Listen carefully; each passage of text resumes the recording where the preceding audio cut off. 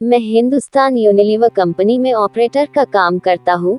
मेरा घर कंपनी से 10 किलोमीटर दूर है। मेरे पास एक बाइक जिससे मैं अपना घर से कंपनी और कंपनी से घर का सफर पूरा करता हूँ। एक दिन ऑफिस से घर जा रहा था तो रास्ते में मुझे मेरे कॉलेज के बाहर एक लड़की दिखाई दी, जो मुझे देखकर मुस्कुरा रही थी। मैंने उसे टालते हुए मैं घर की ओर निकल पड़ा। दूसरे दिन फिर वही लड़की मुझे उसी जगह पर दिखाई दी। वो भी मुस्कुरा रही थी और मैं भी मुस्कुराता हुआ निकल पड़ा। मुझे उसकी प्यारी से मुस्कान से प्यार हो गया था, लेकिन कभी रुकने की कोशिश नहीं की। वो लड़की कई दिनों तक मुझे दिखी और एक दिन वो मुझे वहां नहीं दिखाई दी। मैं बेचैन हो गया, लेकिन मैं उसके बारे में कुछ नहीं जानता था और ना कभी बात की थी, इसलिए उसका पता भी नहीं लगा सकता था। मैं कई दिनों तक उस लड़की के नहीं दिखने से बेचैन रहा। कई बार तो मैं कंपनी से जल्दी निकलकर उसका इंतजार भी करता, पर वो मुझे नहीं दिखी। एक दिन मेरे मोबाइल पर किसी अनजाने नंबर से फोन आया। मैंने फोन उठाया तो एक लड़की बोली। उसने मेरा नाम पूछा और वो मुझसे बात करने लगी और बताया कि मैं वही लड़की हूँ जिसे तुम रोज बाइक से गुजरते हुए देखा करते थे। मैं अचंभित रह गया कि इसके पास मेरा नंबर कैसे आया और ये मेरे से क्यों बात कर रही है, लेकिन उसकी मीठी बातों में इतना खो गया कि ये सब बातें भूल गया।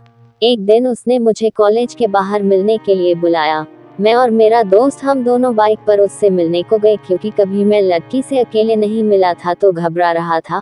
मैं और मेरा दोस्त जैसे ही कॉलेज के बाहर पहुंचे तो वहां वो लड़की कहीं पर भी दिखाई नहीं दी। मैंने काफी फोन लगाया, लेकिन फोन स्विच ऑफ था। मैं घर लौट गया और घर में घुसते ही उसका फोन आया तो मैंने गुस्से से कहा कि हम वहां पर आपका इंतजार कर रहे थे, आप क्यों नहीं आई? तो उसने कहा कि तुम अपने दोस्त को क्यों साथ लेकर आए थे, मुझसे अकेले मिलने आना। मैंने कहा ठीक है। अगले दिन सुबह सुबह मैंने उसके फोन लगाया, लेकिन उसकी मम्मी ने फोन उठा लिया। मैं एक बार तो डर गया, लेकिन कॉलेज के प्रोजेक्ट का बहाना कर उससे बात करने को उसकी मम्मी से कहा। उसकी मम्मी ने कहा, पागल हो गए हो क्या, प्रिया को मरे तो 3 महीने हो चुके हैं। मैं हक्का बक्का रह गया और मेरे हाथ से मोबाइल छूट गया और मैं बुरी तरह कांपने लगा। मैंने सोचा कि जिस लड़की को देख रहा था और जिससे मैं बात कर रहा था वो एक आत्मा थी। मुझे फिर भी विश्वास नहीं आया। मैंने अगले दिन फिर प्रिया की मम्मी के फोन लगाकर सारी घटना सुनाई तो उन्होंने कहा, मेरी बात पर यकीन ना हो तो मेरे घर आकर देख लो। मैं प्रिया के घर गया तो प्रिया के फोटो पर माला लगी थी। उसकी माँ ये घटना सुनकर भावुक हो गई, लेकिन उस दिन से मैंने अपनी वो सिम निकाल कर फेंक दी और नए नंबर ले लिए और फिर कभी फोन नहीं आया। लेकिन आज भी मैं अनजान नंबर से अक्सर सहम जाता हूँ। तो ये थी कहानी, आशा है आपको पसंद आई होगी। धन्यवाद।